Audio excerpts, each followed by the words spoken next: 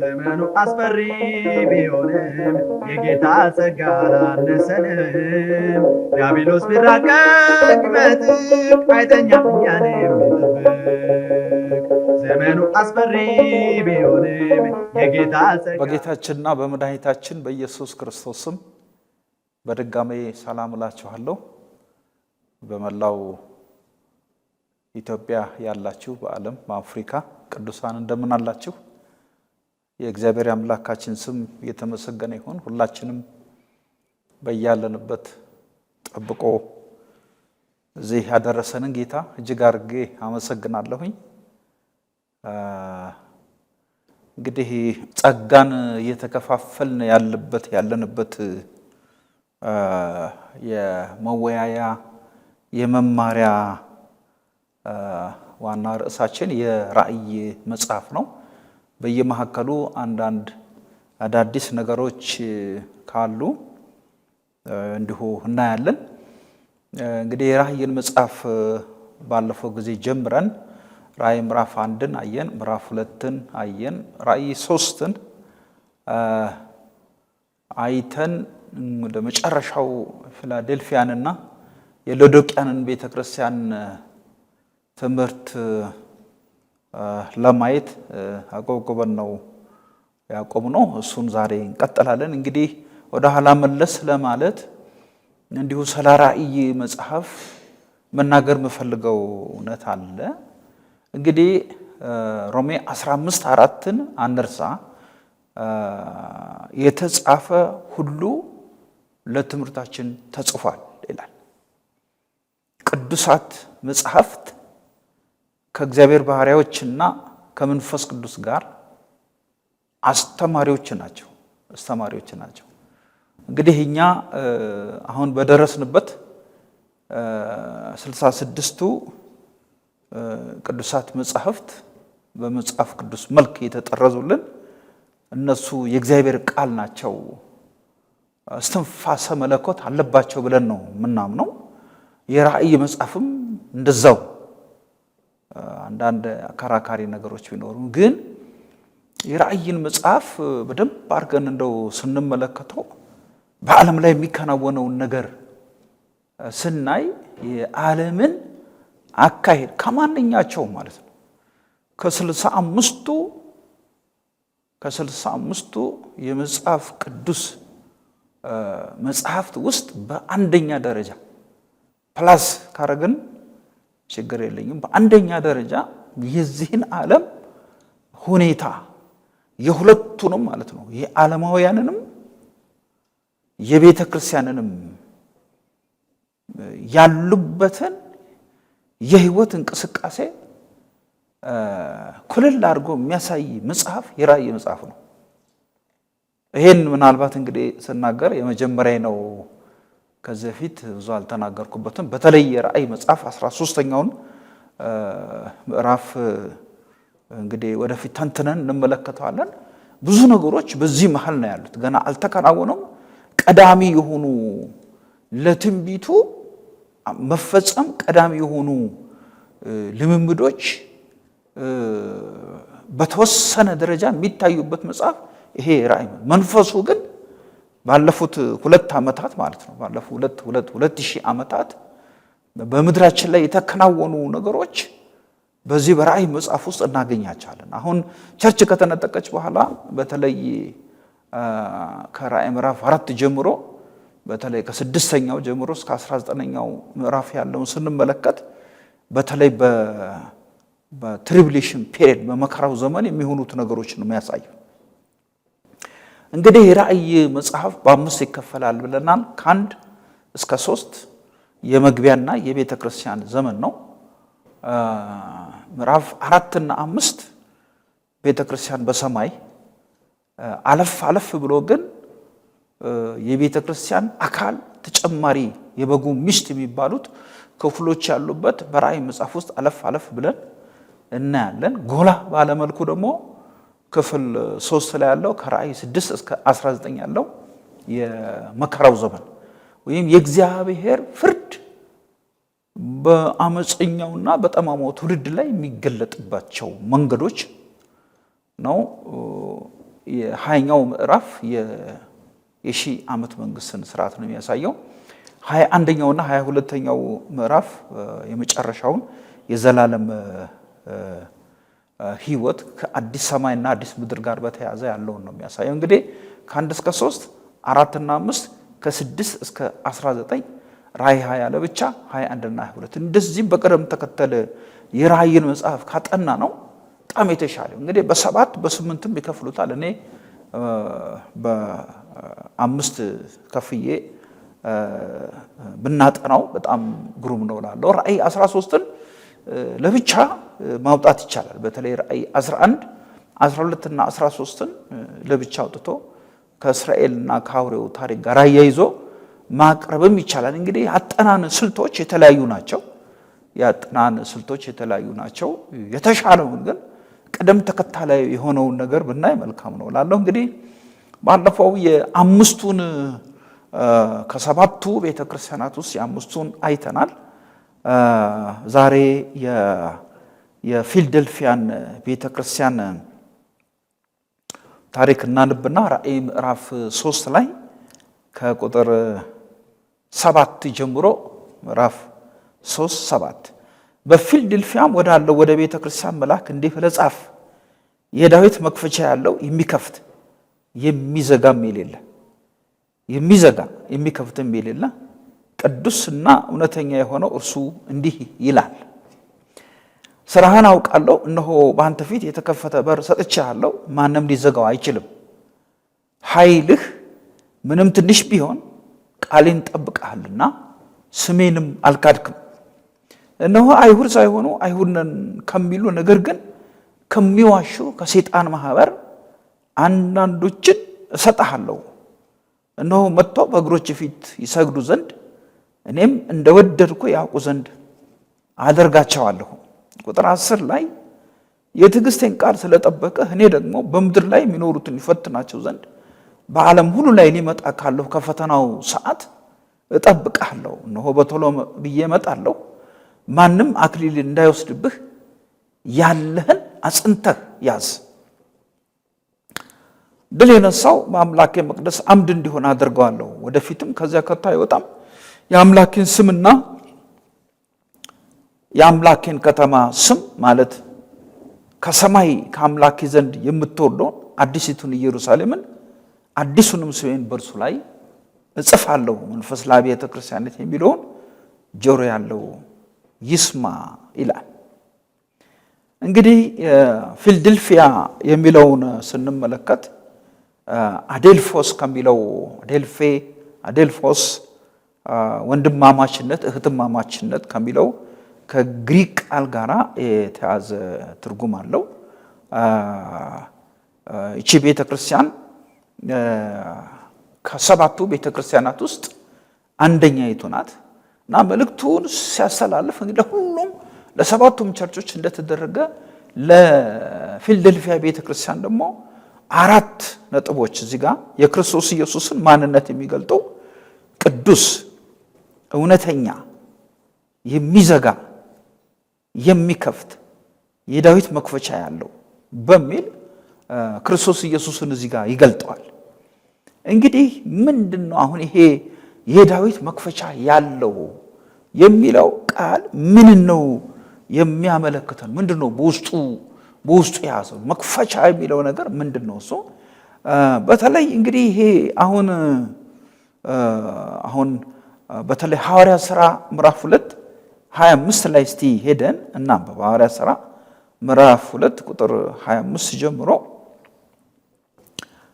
ከመክፈት መዝጋት ጋር በተያያዘ የተጠቀሰ እውነት አለ እዚያ ቦታ ላይ።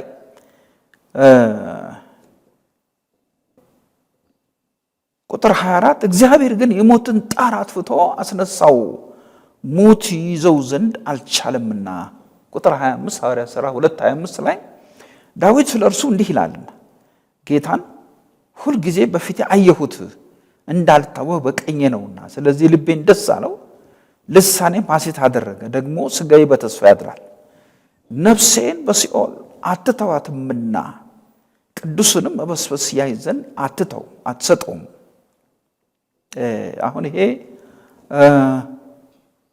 ችን ቃል በተለይ ቁጥር 27 ላይ ነፍሴን በሲኦል አትተዋትምና ይላል።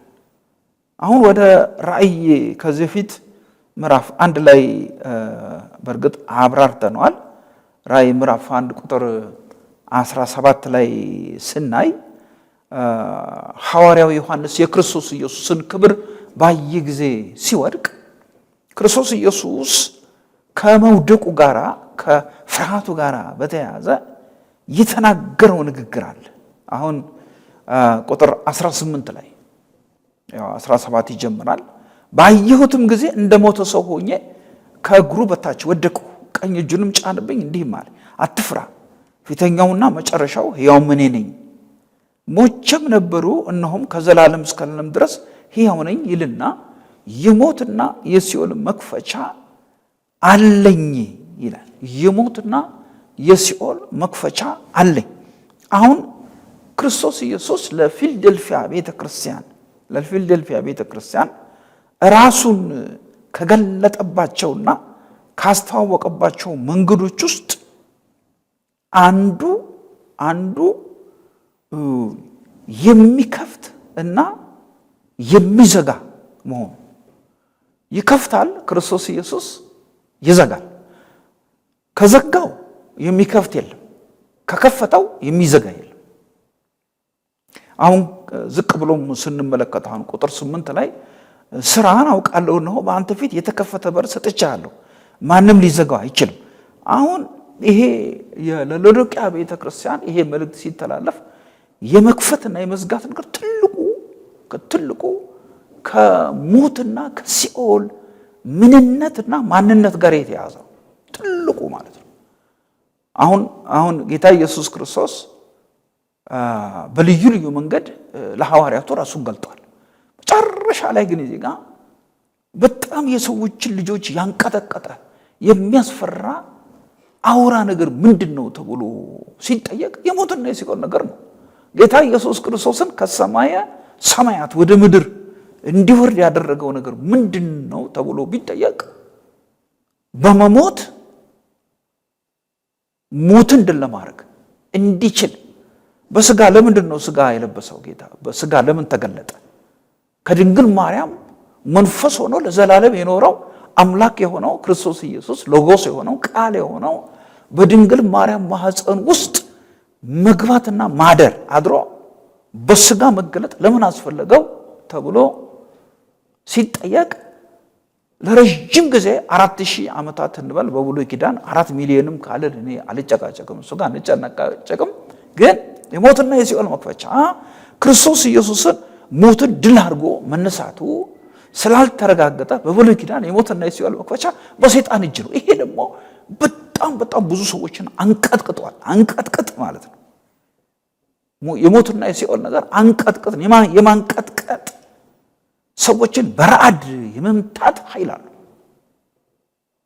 ድቄት፣ ኃይለኛ ድቄት፣ ከፍተኛ ዲፕሬሽን ውስጥ ሰውን የማስገባት ኃይል አለው እና እንደ ሞተ ሰው ሆኖ በክርስቶስ ፊት ወድቆ ቢንቀጠቀጥ አስደንቅ ዋነኛ አስፈራዩን ነገር የሚያስፈራውን ነገር የመታው ጌታ ኢየሱስ እንደሆነ ሊገልጽለት አትፍራ አለውና ወዲያው አያይዞ ምንድነው የሚለው እዛ ተመልከቱ 1:18 ላይ ሞቼ ነበርኩ ሕያው ነኝ፣ እየሞትኩ እያለ ያልሞትኩ ማለት ነው። ክርስቶስ ኢየሱስ በመስቀል ላይ ሞተ ተብሎ ጭብጨባ ሲደረግ እነኛ ሁለቱ ነቢያት ራእይ 11 ላይ የምንመለከታቸው ሞቱ ተብሎ ስጦታ ሲሰጣጡ በቃ ሰው ሁሉ ሲያጨበጭብ ሲበላ ሲጠጣ ሲዘፍን ሞተዋል፣ ግን አልሞቱም። ጌታ ኢየሱስ ሞተ ተብሎ በመቃብር አኖረው ሞተዋል፣ አልሞተም።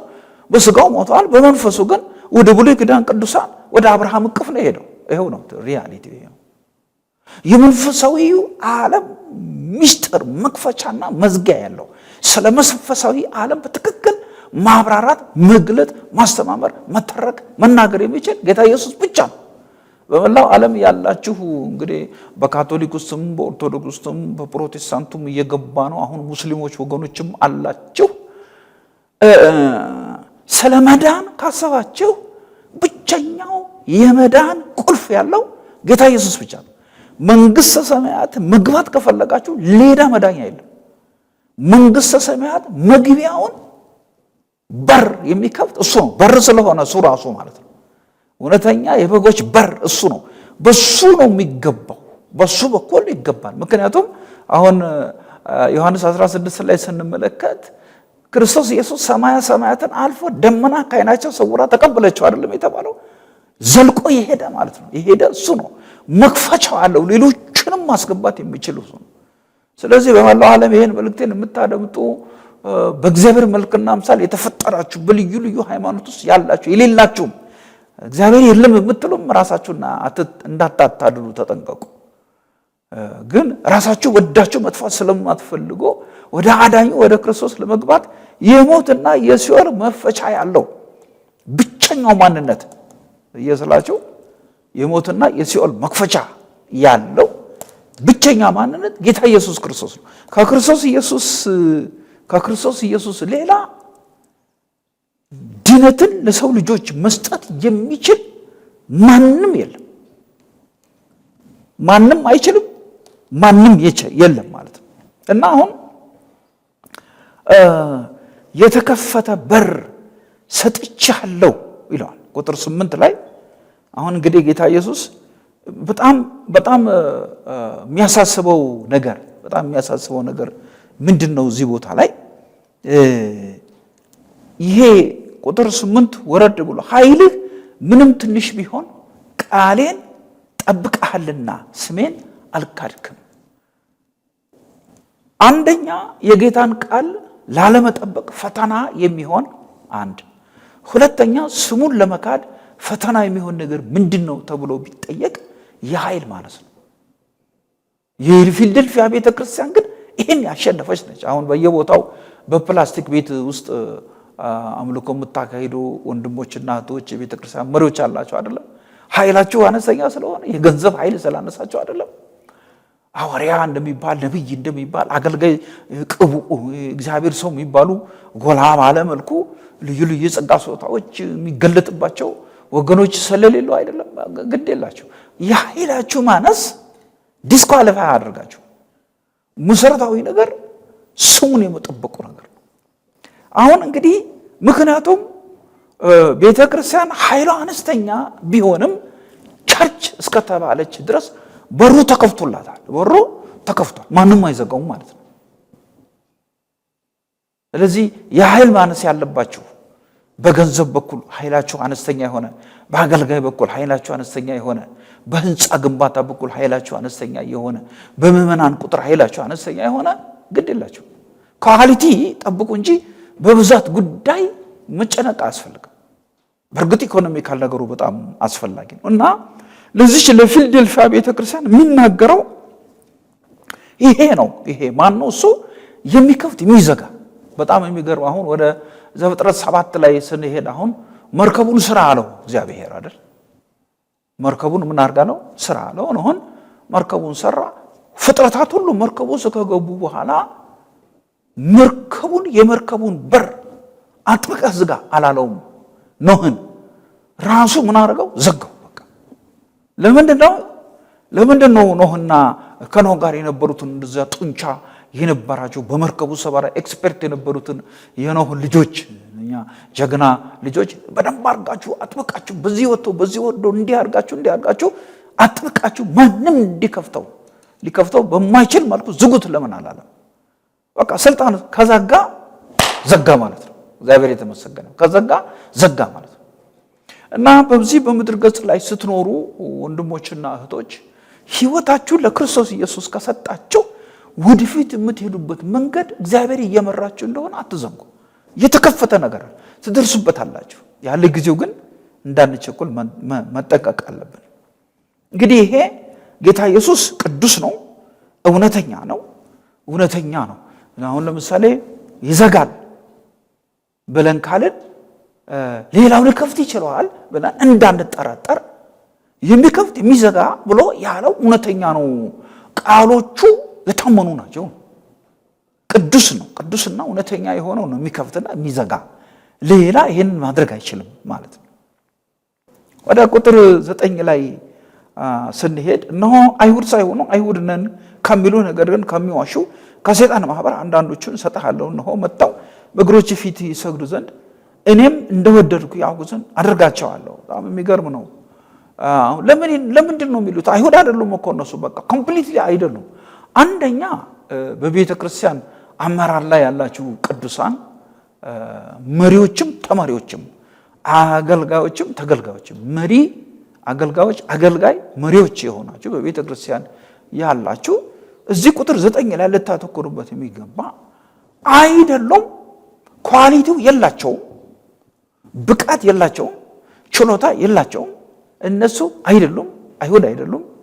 ልክ በቃ በኤፌሶን ቤተክርስቲያን የነበረው ችግር በቲያጥሮን ቤተክርስቲያን በኤፌሶን ቤተክርስቲያን አይሁድ ሳይሆኑ አይሁድ ነን፣ ሐዋርያት ሳይሆኑ ሐዋርያት ነን፣ ነቢያት ሳይሆኑ ነቢያት ነን፣ መጋቢያት ሳይሆኑ መጋቢያን ነን የሚሉ ሰዎች በቸርች ውስጥ እንዳሉ ይሄን ማወቅ ያስፈልጋል። ይሄ ትንቢት በእኛ ላይ እንዳይደርስብን አይንን ከፍቶ ማየት አስፈላጊ ነው። አይሁድ ሳይሆኑ አይሁድ ነን የሚል ለምንድን ነው? አይደሉም እነሱ ለምንድን ነው የሚሉት? ይሄ አይሁድ ሳይሆኑ አይሁድ ነኝ ማለት የተመረጠው ትውልድ አካል ነኝ ሳይድኑ ድኛለሁ ነው። የተስፋ ልጅ ለምሳሌ ከእስራኤል የተወለደ ሁሉ እስራኤላዊ አይደለም አይደለም ይለው ሮሜ መልእክት ላይ ከእስራኤል የተወለደ ሁሉ እስራኤል አይደለም ነው። አይደሉም እንደኚህ ግን ምን ይላሉ? እንዲህ አይነት ሰዎች በቤተ ክርስቲያን ውስጥ ቢኖሩ መርምሮ ማየት ያስፈልጋል። አሁን እዚህ ጋር እሰጥሃለሁ ይዋሻሉ፣ ውሸታሞች ናቸው። ለምንድን ነው የሚዋሹት ግን? አይሁድ አይደሉም አይሁድ ነን ብሎ የሚዋሹት ለምን? ጥቅም ነው። ልክ አሁን ለምሳሌ እኛ ሐሰተኞች አስተማሪዎች አይደሉም ወዳቸው አምላካቸው ነው ስለተባለ በፊልጵስዩስ ምዕራፍ 3 ላይ እንደምናነበው ወዳቸው አምላካቸው ስለሆነ ጥቅማ ጥቅም ነው የሚፈልጉት። እነሱ ምድራዊ ነገር ነው የሚፈልጉት። በቃ አየር የምትቀዝፍ መኪና ነው፣ ቪላ ቤቱን ነው የሚፈልጉት፣ ገንዘቡን ነው የሚፈልጉት፣ ከተቻለ አውሮፕላን መግዛትና ማብረሩን ነው፣ ዝናውን ነው፣ ስመ ጥር መሆኑ ነው። በምድራዊ ነገር ይሄን የሚፈልጉት። በመንፈስ ቅዱስ የሆነ ድነት የእግዚአብሔር ልጅነት ስልጣን የላቸውም ግን ነን ይላሉ። እና ብዙ መጸለይ እንደኚህን ሰዎች መሸሽ አይደለም። ለምሳሌ ግብረ ሰዶማውያን ሆነው የእግዚአብሔር ልጅ ነን ይላሉ። አይደሉም እኮ እነሱ። ልክ ሐዋርያት ሳይሆኑ ሐዋርያት ነን፣ ነቢያት ሳይሆኑ ነቢያት ነን፣ መጋቢያን ሳይሆኑ መጋቢያን ነን እንደሚሉት ሁሉ ክርስቲያን ሳይሆኑ ክርስቲያን ነን፣ ቅዱሳን ሳይሆኑ ግብረ ሰዶማዊ ሆነው ቅዱሳን ነን፣ ወራሾች ሳይሆኑ ወራሾች ነን፣ የእግዚአብሔር ልጅነት ስልጣን ምልክቱ ሳይታይባቸው ነን ይላሉ ማለት እኮ። እሰጥሃለሁ ከእግር በታች ይወድቃሉ ነው። እውነተኛ አንተ እኔን በእውነት እንደምታመልክ እኔን እገልጥላቸዋለሁ፣ ልባቸውን እለውጣለሁ፣ አንተ ከምታምኑት ትክክለኛ እምነት ጋር ተስማሚ የሆነ እምነት እንዲይዙ አደርጋቸዋለሁ ማለት ነው። አዎ ይችላል። ለምን? እሱ ቅዱስ ስለሆነ ቁልፉ በእጁ ስላለ የሰው ልብ የመክፈትና የመዝጋት ስልጣን ስላለው እሱን ማነጋገር ግን ባለቤቱን በጣም አስፈላጊ ነው ማለት ነው። ይህንን ጥቅስ ልትጠቅሱ ትችላላችሁ አገልጋዮች። ቁጥር 10 ላይ የትዕግስቴን ቃል ስለጠበቀ እኔ ደግሞ በምድር የሚኖሩትን ፈትናቸው ዘንድ በዓለም ሁሉ ላይ ሊመጣ ካለው ከፈተናው ሰዓት እጠብቃለሁ። የእንካ በእንካ ፍቅር የእግዚአብሔር ፍቅር ኤሮስ አይደለም ይላሉ። ወደዛ ቀረብ ያለ አሁን እንዲህ አድርግ አድርግልሃለሁ አይደለም የሚለው እዚህ ጋር የትዕግስቴን ቃል ጠበቅ፣ ታጋሹን አልኩህ፣ ታጋሽ ሆነሃል፣ ቃሌን ጠብቀሃል፣ የሰጠሁህን የተስፋ ቃል ጠብቀህ ቃሉ እስኪፈጸም ድረስ ታግሰህ ጠብቀህ ተስፋ አድርገህ ተስፋ ሳትቆርጥ ስለጸና እኔ ደግሞ በዓለም ያሉትን ሊፈትናቸዋለሁ፣ የፈተናው ሰዓት ጠብቃለሁ። ምንድነው እንግዲህ በዚህ በምድር ገጽ 100 እጥፍ እንደተባለ ቅዱሳን አገልጋዮች ስናገለግል በዚህ በምድር ገጽ ላይ እንኳን እግዚአብሔር የገባልንን ተስፋ እንደምንጨብጥ ይሄ ክፍል አመልካች ነው። እንግዲህ ቁጥር 11 ላይ ነው በቶሎ ብዬ እመጣለሁ፣ ማንም አክሊል እንዳይወስድብህ ያለህን አጽንተ ያዝ። አሁን እዚህ ጋር ቅዱሳን ይሄ መያዝ አጽንቶ መያዝ እጅግ በጣም አጽንቶ መያዝ ልዩነት አላቸው። ምንድን ነው የሚለው? ያለህን እዚህ ጋር በጣም ልናስምርበት የሚገባው ያለህን አጽንተህ ያዝ ነው። ኃይልህ ትንሽ ነች ነው ከላይ ቁጥር 8 ላይ ኃይልህ ትንሽ ነች ግን አለህ ኃይል አለህ የኔን ስም እንዳትክድ ሃይማኖቴን እንዳትክድ በእምነትህ እንድትቀጥል በትዕግስት እንድትቀጥል የሚያደርግ ኃይል አለህ እሷም እንደሌሎቹ እንደ ኤፌሶን ቤተክርስቲያን እንደ ሰርዴስ ቤተክርስቲያን እያሽቆለቆልክ እንዳትሄድ ያዝ ይሄንን አጥብቀህ ያዝ ይላል አጽንቶ መያዝ አጥብቆ መያዝ ተመሳሳይ ናቸው እንግዲህ ክርስቲያን በኤፌሶን ቤተክርስቲያን ላይ ከደረሰው ፈተና የቀደመው ፍቅርህን ትታል ከወዴት እንደወደቀ አስብ አይደለም እየለቀቁ መሄድ ወደ ገሃነም ደጆች ስራ ወደ ሰይጣን ፈቃድ እየቀረቡ መሄድ ስለዚህ መድኃኒቱ ባለው ላይ መጨመር ልክ ሁለተኛ ጴጥሮስ ምዕራፍ 1 ላይ ጨምሩ እንደተባለ መጨመር በጣም አስፈላጊ ነው ቁጥር 12 ላይ ድል የነሳው በአምላኬ መቅደስ አምድ እንዲሆን አድርገዋለሁ ወደፊትም ከዛ ከታይወጣ የአምላኬን ስምና የአምላኬን ከተማ ስም ማለት ከሰማይ ከአምላኬ ዘንድ የምትወርደውን አዲስቱን ኢየሩሳሌም አዲሱንም ስሜን በእርሱ ላይ ጽፋለሁ ይላል ይሄ እንግዲህ ወደፊት ከዛ ከቶ አይወጣም የሚለው ከዛ አይወጣም ስሜን ጽፍበታለሁ የሚለው ለናንያይዘው የእግዚአብሔር ስም ተለዋዋጭ አይደለም የእግዚአብሔር ስም ፍጹም ነው የእግዚአብሔር ስም ሁሉ ጊዜ ያው ነው የእግዚአብሔርን ማንነት ስለሚገልጽ ስሙ ያ ስም በአንዲት ቤተክርስቲያን ላይ ተጻፈ በአባሎቿ ላይ ተጻፈ ማለት ለዘላለም የመኖርን ህልውና አጸደቀው አተመው ማለት ነው ይሄንን ለመጨበጥ ይሄንን ለመያዝ ጠንክር ነው መልእክቱና መጨረሻው ላይ ቁጥር 13 ላይ መንፈስ ለቤተ ክርስቲያናት የሚለውን ጆሮ ያለው ይስማ ይላል ይሄ ለሰባቱም ቤተ ክርስቲያን ይሄ በጣም ምናልባት ወደፊት ገልጸዋለሁ ለምን ይላል መንፈስ ቅዱስ ለምንድን ነው እንዲህ የሚለው መንፈስ ለአብያተ ክርስቲያናት የሚለው ጆሮ ያለው ቢኖርስ ጆሮ ያለው ለቤተ ክርስቲያን እንዴት ጆሮ ያለው ቢኖር እንዴት ጆሮ ያለው ይስማ እንዴት ይባላል መንፈስ ቅዱስ ምንድነው የከበደበት ነገር ክርስቶስ ኢየሱስ ለዮሐንስ ይሄን መልእክት ሲያስተላልፍ አብያተ ክርስቲያናት ላይ የከበደበት ነገር ምንድነው ስማ አድምጥ ነው አጥብቀህ ያዝ ወደፊት ያለውን ክብርህን ለመጨበጥ በዚህ ጠንክር ነው የሚለው ለፊላዴልፊያ ቤተክርስቲያን ያለው እንግዲህ መልእክት ይሄ ነው የእግዚአብሔር ስም የተመሰገነ ይሁን ጸልየንም በምስጋና እንዘጋለን ይሄኛውን ክፍለ ጊዜ እናመስግን አባት ሆይ ከፍ እናደርጋለን ስለ ሰባቱ ቤተክርስቲያናት አምላካችን ሆይ ንገስ አንተ ጻድቅ ነህ አንተ ክቡር ነህ አንተ ኃያል ለፊላዴልፊያ ቤተክርስቲያን ደግሞ ጌታዬ ስለተላለፈው መልእክተኛም ስላገኘነው ትምህርት እጅግ አድርገን እናመሰግናለን እግዚአብሔር ሆይ ለዓለም ቤተክርስቲያናት ኃይል አጣው የገንዘብ ኃይል አጣው የአገልጋይ ኃይል አጣው የቦታ ኃይል አጣው የሚጎሳቆሉ መከራ የሚቀበሉ ሃይማኖታቸው ለመካድ ስምን ለመካድ ፈተና ላይ ያሉ እግዚአብሔር ሆይ በከበሩ ዙፋን ፊት እንዲታዩ እንማጸናለን እያንዳንዳችንም አንተ አስበን ወደፊት ከሚመጣው ክፉ እንድትጠብቀን ያለንን ነገር አጥብቀን እንድንይዝ በኃይል እስኪጨመርልን ድረስ እግዚአብሔር አምላካችን ሆይ ያለንን አጥብቀን እንድንይዝ እንድትረዳን እንጸልያለን ስለነበረን ጊዜ ሁሉ ተመስገን በጌታ በኢየሱስ ክርስቶስ ስም አሜን